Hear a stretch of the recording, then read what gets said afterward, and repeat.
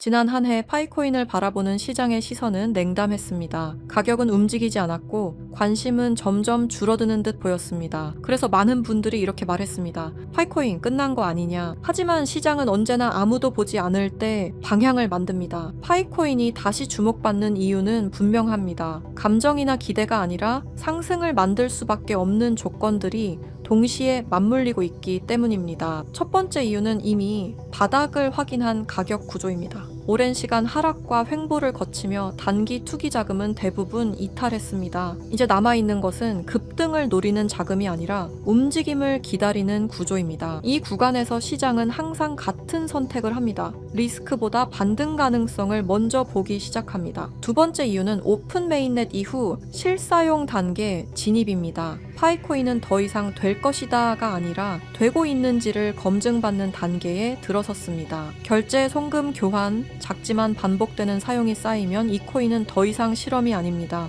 화폐로서의 신뢰가 형성되기 시작합니다. 세 번째 이유는 비정상적으로 큰 사용자 기반입니다. 대부분의 코인은 가격이 먼저 움직입니다. 하지만 파이코인은 사용자가 먼저 존재합니다. 실사용하는 이용자가 많아지면 그만큼 가격의 상승이 동시에 일어난다는 이야기입니다. 네 번째 이유는 서사의 완성입니다. 투자 시장은 숫자만으로 움직이지 않습니다. 사람들이 이해할 수 있는 이야기, 설명할 수 있는 상징이 붙는 순간 관심은 폭발합니다. 2026년 파이코인은 지금 갈림길 정중앙에 서 있습니다. 이 코인이 실패작으로 기록될지 아니면 가장 오래 기다린 실험으로 남을지는 바로 지금부터의 방향에 달려 있습니다. 앞으로 파이코인의 핵심 방향은 단 하나입니다. 가격이 아니라 사용처입니다. 파이코인은 이미 채굴 단계를 넘어섰습니다. 이제 남은 과제는 명확합니다. 사람들이 실제로 쓰는가? 그리고 그 쓰임이 확장되는가입니다. 첫 번째 방향은 생활 결제 영역입니다. 소액 결제, P2P 송금, 특히 은행 인프라가 부족한 국가에서 파이코인의 존재 이유는 점점 또렷해지고 있습니다. 두 번째는 폐쇄형 생태계에서 개방형 생태계로의 전환입니다. 그동안 파이코인은 안전을 이유로 스스로를 꽤 강하게 묶어두었습니다. 하지만 2026년부터는 외부 서비스, 외부 자본과의 연결이 본격적으로 시험대에 오르게 됩니다. 이 외부 시장에 대한 영역 싸움이 바로 파이코인 생태계의 중요한 갈림길이라 볼 수 있겠습니다. 세 번째는 시장 신뢰 회복입니다. 대형 거래소 상장 여부보다 중요한 건 이 코인이 사라지지 않는다는 확신입니다. 그 확신이 생기는 순간 가격은 언제나 나중에 따라옵니다. 2026년의 파이코인은 당장 폭등을 약속하지 않습니다. 대신 사라지지 않을 이유를 하나씩 증명해가는 단계에 들어섰습니다. 그리고 지금 제가 여러분께 보여드릴 내용은 단순한 기대나 희망이 아닙니다. 파이코인의 본격적인 상승을 바라볼 수밖에 없는 이유,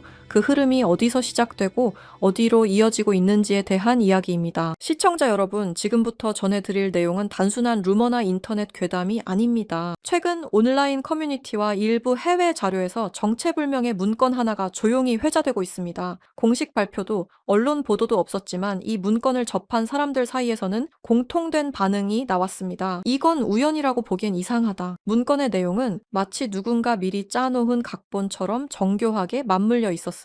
단순한 우연일까요? 아니면 반복되어 온 우연의 연장선일까요? 산타랠리라는 단어가 다시 고개를 들고 사람들이 잊고 있던 이름 하나가 다시 수면 위로 떠오르고 있는 지금 이 문건은 왜 하필 지금 우리에게 등장한 걸까요? 그리고 많은 사람들이 파이코인을 이야기할 때 항상 빠지지 않고 꺼내는 그 한 문장, 파이는 3140일이다. 이 말 한 번쯤 들어보셨죠? 최근 온라인을 뜨겁게 달군 심슨 가족 환상의 에피소드, 바로 그 안에서 지금까지 우리가 알고 있던 도큐먼트 1, 즉 그 문건 속에 숨겨진 진실이 다시 한번 주목받고 있습니다. 그 문서에는 놀랍게도 파이는 3년 후 3140일이 된다는 내용이 담겨져 있었는데요. 아마 많은 분들이 한 번쯤 들어보셨을 겁니다. 그런데 말입니다. 오늘 제가 들려드릴 이야기는 여기서 멈추지 않습니다.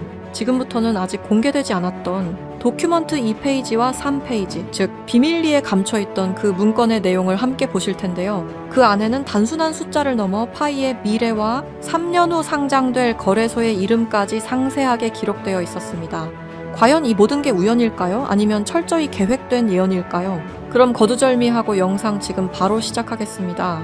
1990년부터 지금까지 미국 애니메이션의 전설 심슨 가족, 웃음을 주던 이 노란 가족이 수많은 예언을 적중시키고 현재는 예언 만화라고 불리고 있는데요. 이미 대중들에게는 신기하면서도 한편으로는 사기꾼들의 허황된 소리다, 그저 운이 좋아서 맞췄다라며 비판 아닌 비판을 이어가고 있는데요.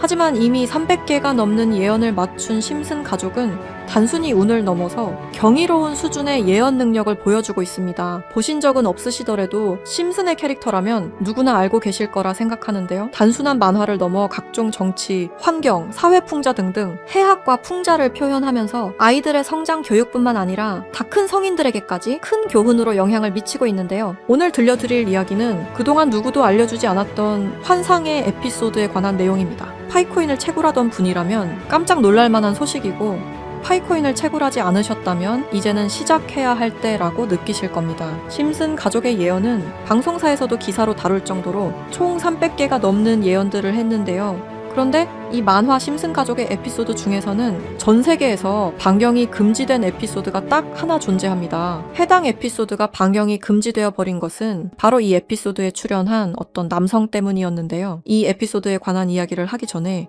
파이코인에 관한 예언은 그 전에도 있었죠.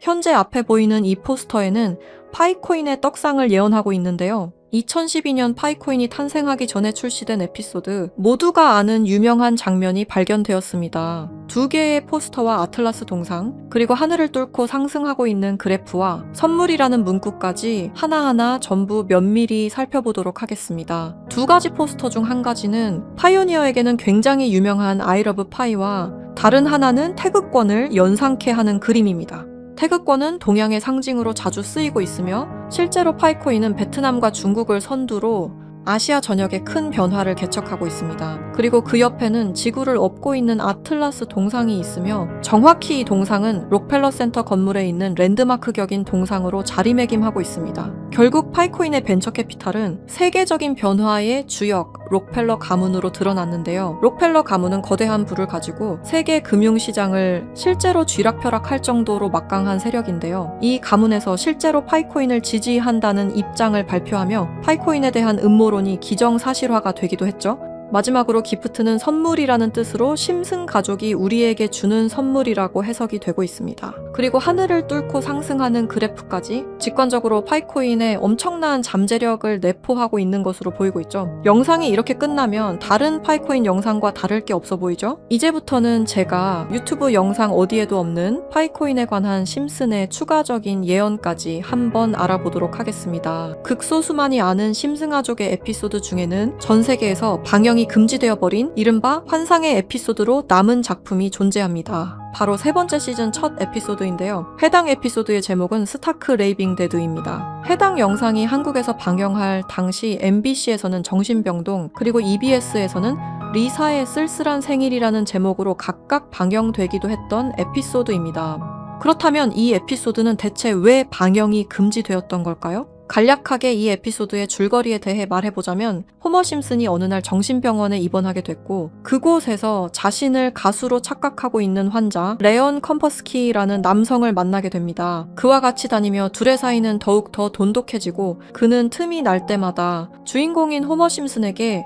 파이는 3.14가 아닌 3년 뒤에는 3.141로 정의될 것이라며 수차례 반복하며 말하는 장면이 포함되어 있습니다. 이러한 말에 호머 심슨은 세뇌되며 그의 문장을 지속적으로 말하고 다니는데요. 추후 정신병원에서 퇴원한 레온 컴퍼스키를 자신의 집까지 데려오게 되는데 하지만 이 에피소드는 바로 이 레온 컴퍼스키라는 남자 때문에 반경이 금지되었습니다. 이 레온 컴퍼스키 캐릭터는 자신이 가수라고 말하고 다니며 실제로 노래를 불렀는데요. 바로 이 노래를 부른 인물이 마이클 잭슨이라는 점 때문이었습니다. 실제로 그는 에피소드에서 자신을 마이클 잭슨이라고 말하고 다니며 노래를 부르고 춤을 추기도 합니다. 여기서 문제는 그가 에피소드에 등장하는 동안 실제로 마이클 잭슨과 너무 똑같은 목소리를 냈다는 겁니다. 그의 노래를 한번 들어보도록 하겠습니다. Billie Jean is not my lover.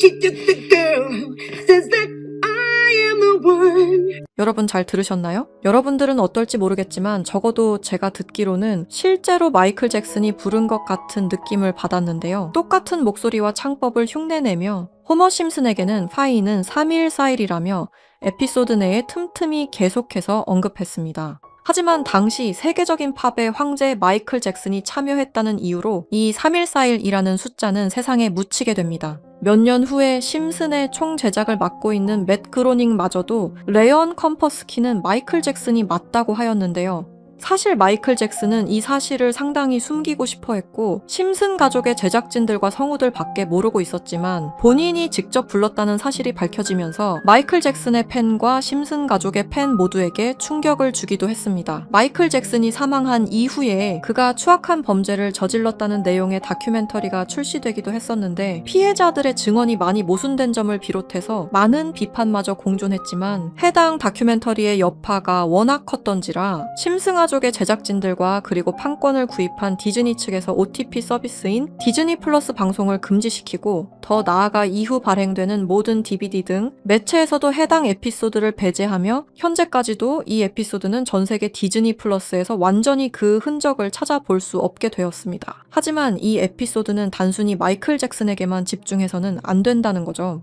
바로 에피소드 내에서 틈틈이 언급되었던 파이는 3140일이라고 말하는 장면에 집중해야 한다는 겁니다.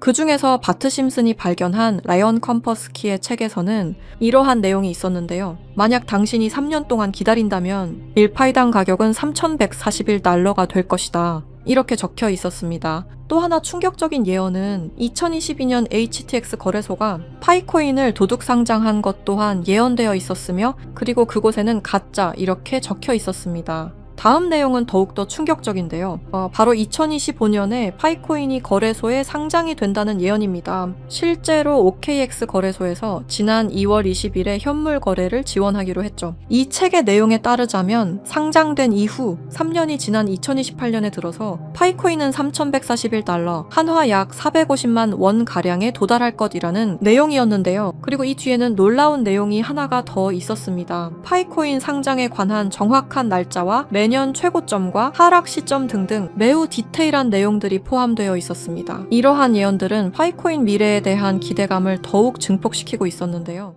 저는 이 내용을 저희 찐 구독자분들과 공유하려고 오늘 영상을 찍게 되었습니다. 이 내용은 실제 제가 직접 알아낸 최초의 정보라고 자부하고 있습니다. 저희 채널 구독해주신 구독자분들이 아닌 이상 이 내용이 외부로 유출되는 것을 저는 절대로 원하지 않습니다. 너무한 처사라고 생각하실 수 있지만 제가 피땀 흘려서 얻은 정보인 만큼 제가 원하는 사람들과 공유하고 싶은 마음이 가장 큽니다. 큰 돈을 벌 수 있는 기회가 생기는데 이 기회를 아무것도 아닌 사람들과 나누는 게 저는 싫은 겁니다. 그러니까 저희 채널 구독해주신 구독자님들만 알 수 있게 이렇게 설문 작성을 하며 신청을 받고 있습니다. 신청을 해주신 모든 분들께 드리는 게 아니라 구독과 좋아요 그리고 댓글을 남겨주신 분들 한해서만 드리고 있으니까요. 꼭 구독과 좋아요 그리고 댓글까지 남겨주시고 아래 설명란에 링크 타고 들어오셔서 심슨의 비밀 정보 내용 꼭 받아가시길 바라고요. 제출 버튼까지 눌러주셔야 저희가 확인이 가능하니까 제출 버튼까지 꼭 눌러주시기 바랍니다. 만약 진짜로 3년 뒤에 이 거래소에 상장이 되고 누구보다 빠르게 먼저 이 정보를 알고 있다면 7조 원을 벌어들였던 시바이누 부자처럼 우리도 부자가 될 수 있는 길을 알게 되는 거라 생각하는데요. 진짜 부자가 되고 싶으신 분들, 더 이상 돈 때문에 구질구질하게 살기 싫으신 분들